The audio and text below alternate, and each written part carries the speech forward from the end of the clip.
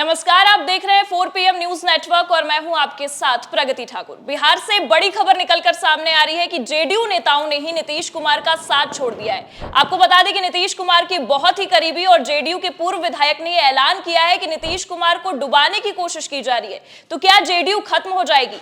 क्या नीतीश कुमार न घर के रहे न घाट की स्थिति में बुरी तरह से फंस गए हैं? क्या हर बार बड़ी ही आसानी से पलटा पलटी का खेल खेलने वाले नीतीश कुमार अमित शाह की जाल में इस बार बुरी तरह से फंस गए हैं? एक सवाल का जवाब आपको बताएंगे और बयान भी सुनाएंगे और इस पूरे मामले पर चर्चा भी करेंगे। हमारे साथ प्रियंका जी मौजूद हैं, उनसे बातचीत करते हैं। तो प्रियंका जी, सबसे पहले आपसे ये जानना चाहेंगे कि बड़ी खबर बिहार से निकलकर सामने आई कि नीतीश कुमार के बहुत ही करीबी ये ऐलान कर रहे हैं कि नीतीश कुमार अब खत्म हो चुके हैं। तो आपको क्या लगता है कि आगामी चुनाव में जेडीयू की क्या स्थिति होगी बिहार में? जेडीयू की स्थिति की अगर बात की जाए प्रगति, वो बद से बदतर नजर आ रही है। कहा जा रहा था कि खरमास में नीतीश कुमार खेला करेंगे, लेकिन ऐसा लग रहा है कि नीतीश कुमार के साथ ही खेला हो गया है।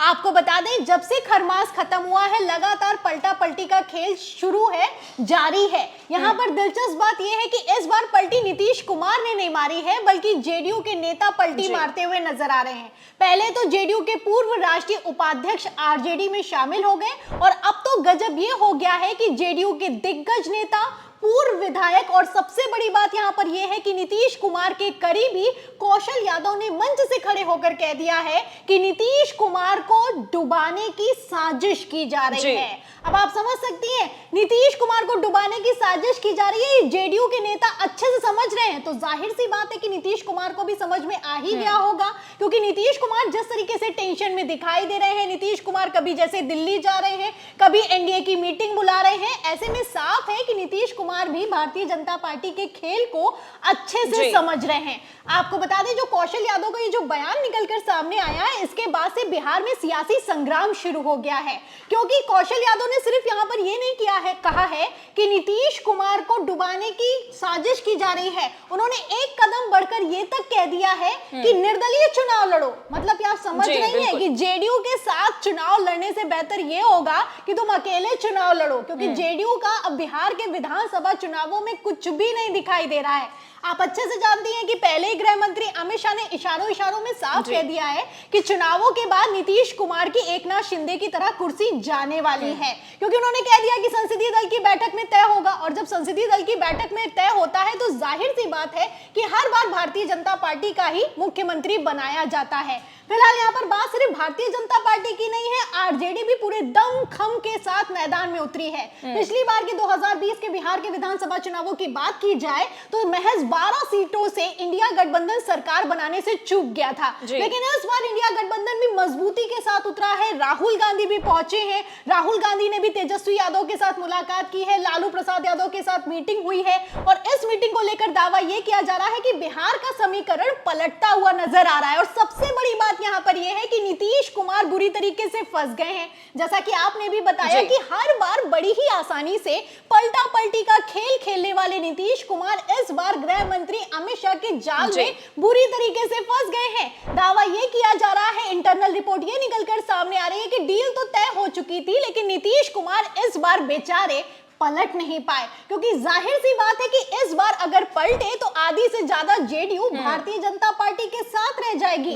आपको बता दें, हमारे चैनल से बातचीत के दौरान वरिष्ठ पत्रकार हैं अभय दुबे, उन्होंने भी ये खुलासा किया है कि नीतीश कुमार के लिए पलटना इस बार आसान नहीं होने वाला है। नीतीश कुमार की पार्टी टूट जाएगी और तो और चिराग पासवान की पार्टी को तोड़ने की पूरी तैयारी कर ली गई है। ऐसे में आप समझ सकती हैं कि बिहार का जो सियासी खेल है वो अपने चरम पर चल रहा है। जैसे जैसे चुनाव नजदीक आ रहे हैं, ऐसा लगता है कि मानो चुनाव दिल्ली में नहीं बल्कि बिहार में 1 महीने के अंदर ही होने वाला है। प्रगति बिल्कुल, और देख सकते हैं कि किस तरह से सियासी उठापटक भी देखने को मिल रहा है। लेकिन सबसे बड़ी बात इसमें प्रियंका जी है कि अमित शाह बिहार पहुंचने वाले थे, पर वो बिहार ना पहुंच के इस वक्त आंध्र प्रदेश पहुंचे हुए हैं और ये भी कहा जा रहा है कि उनका संपर्क जेडीयू के तमाम नेताओं से भी और मीटिंग भी चल रही है। तो क्या खेल चल रहा है, कुछ समझ नहीं आ रही है। बहुत अच्छा सवाल किया प्रगति आपने। अगर बात की जाए अमित शाह की, तो अमित शाह वर्सेस नीतीश कुमार चल रहा है। ये हर एक को समझ में आ रहा है, जेडीयू के नेताओं को भी समझ में आ रहा है और इंडिया गठबंधन भी देख रहा है कि किस तरीके से नीतीश कुमार भारतीय जनता पार्टी के द्वारा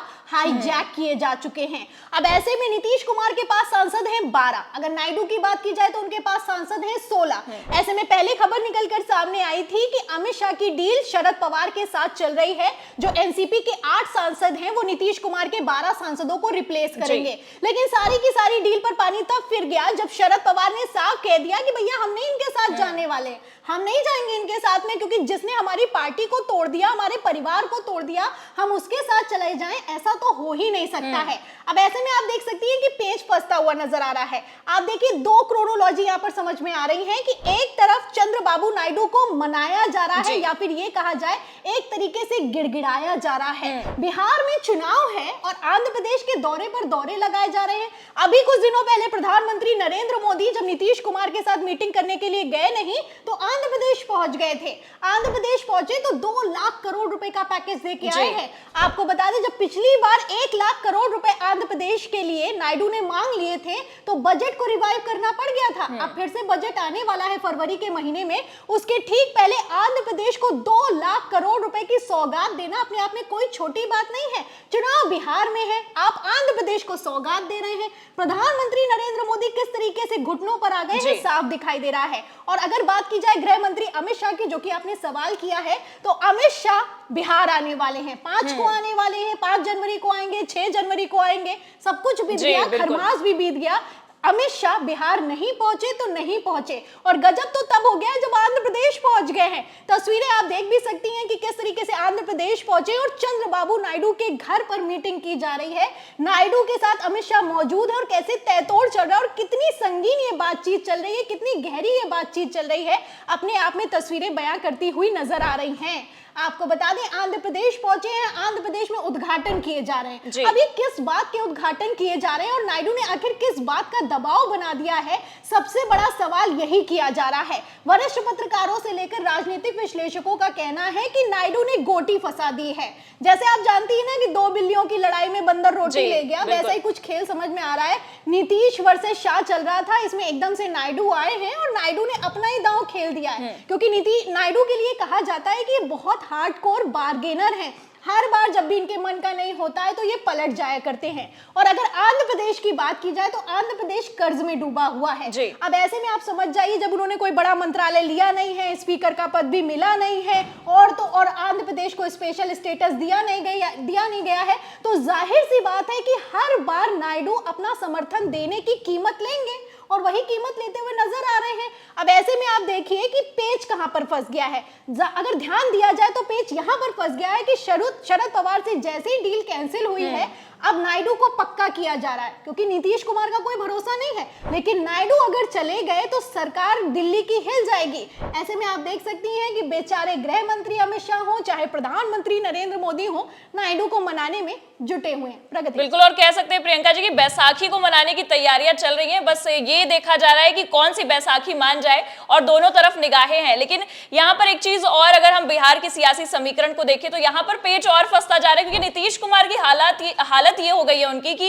एक तरफ तो आरजेडी की तरफ से वो फंसे हुए नजर आ रहे हैं और एक तरफ से अमित शाह के जाल में भी फंसे हुए नजर आ रहे हैं। तो क्या लगता है आपको, अगर इस बार नहीं पलटे तो कितना बुरा हाल हो जाएगा जेडीयू का और खासकर नीतीश कुमार का? कहना ये है, बिहार में ये नारा लगाया जा रहा है कि इस बार नीतीश कुमार नहीं पलटे तो जेडीयू खत्म हो जाएगी। नीतीश कुमार तो पलट नहीं पाए, जेडीयू जरूर खत्म होती हुई नजर आ रही है, क्योंकि नीतीश कुमार की पार्टी पर इंडिया गठबंधन की भी नजर है और दूसरी तरफ गृह मंत्री अमित शाह भी अपनी कथित चाणक्य नीति भिड़ाए पड़े हुए हैं। ऐसे में आप देख सकती हैं कि नीतीश कुमार बेचारे हाई टेंशन में दिखाई दे रहे हैं, क्योंकि भारतीय जनता पार्टी एक तरफ अश्योर करने के लिए नहीं तैयार है कि बिहार के विधानसभा चुनावों के बाद में मुख्यमंत्री का चेहरा कौन होगा, मतलब मुख्यमंत्री किसको बनाया जाएगा, और दूसरी तरफ Bharatiya Janata party seat sharing को लेकर भी खेल गई है। आपको बता दें 2020 के विधानसभा चुनावों की अगर बात की जाए तो नीतीश कुमार ने भारतीय जनता पार्टी के साथ जब गठबंधन में चुनाव लड़ा था तो 122 सीटों पर जेडीयू थी और जेडीयू को 122 सीटें मिली और भारतीय जनता पार्टी को 121 सीटें मिली। ऐसे में आप देख सकते हैं कि कम सीटों पर नीतीश कुमार मान जाए, ऐसा कुछ हो नहीं सकता है। तो नीतीश कुमार एक बार फिर से 122 सीटों पर अड़ गए। ऐसे में आप देखिए कि खेला चल रहा है। जितिन राम मांझी ने 20 सीटें मांग ली हैं, कह रहे हैं कि हमारे पार्टी वाली तो कह रहे हैं कि 40 सीटें मांगो, लेकिन हमने 20 सीटें मांगी हैं। तो जितिन राम मांझी भी खेला कर रहे हैं, दबाव बनाने की कोशिश कर रहे हैं। चिराग पासवान भी हैं। ऐसे में नीतीश कुमार अगर 122 सीटों पर लड़ेंगे तो भारतीय जनता पार्टी का क्या होगा, सवाल तो इस बात का खड़ा होता है। और यहाँ पर मैं आपको बता दूं, अगर बिहार की विधानसभा की बात की जाए तो यहाँ पर टोटल सीटें होती हैं 243 और बहुमत होता है 122 का। अगर 122 पर भी नीतीश कुमार इस समय मौजूदा हालातों में चुनाव लड़ गए तो भी मैं आपको बता दूं कि यहां पर नीतीश कुमार पूरी की पूरी सीटें जीत जाए या फिर कि इसमें से आधी सीटें भी जीत जाए, ऐसा कुछ होता हुआ नहीं नजर आ रहा है। क्योंकि नीतीश कुमार का मुस्लिम वोट बैंक भी खिसक गया है, जैसे वक्फ बोर्ड संशोधन बिल लेकर आए हैं और जैसे नीतीश कुमार बार बार पलटा पलटी का खेल खेल रहे हैं, बिहार की पब्लिक भी नाराज दिखाई दे रही है। और उसी के साथ मैं आपको बता दूं, जो अंबेडकर को लेकर बयान दिया गया है गृह मंत्री अमित शाह की तरफ से, उससे भी डैमेज हुआ है जेडीयू को, क्योंकि जो दलित वोट बैंक है वो भी खिसकता हुआ नजर आ रहा है।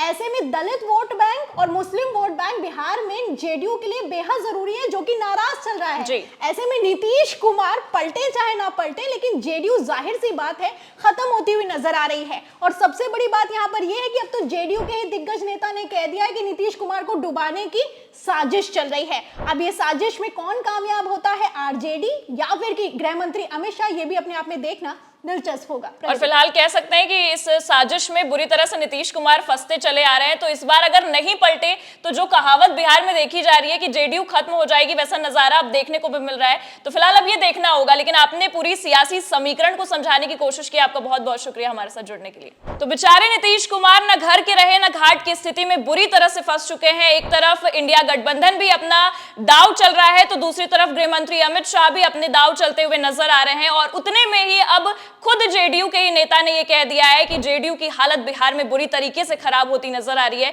तो इस पूरे मामले को लेकर आपकी क्या राय है, कमेंट करके जरूर बताइएगा। और बातचीत कैसी लगी, लाइक और शेयर जरूर करिएगा। चैनल पर नए हैं तो सब्सक्राइब करना भी मत भूलिएगा। देखते रहिए 4 PM न्यूज नेटवर्क। नमस्कार।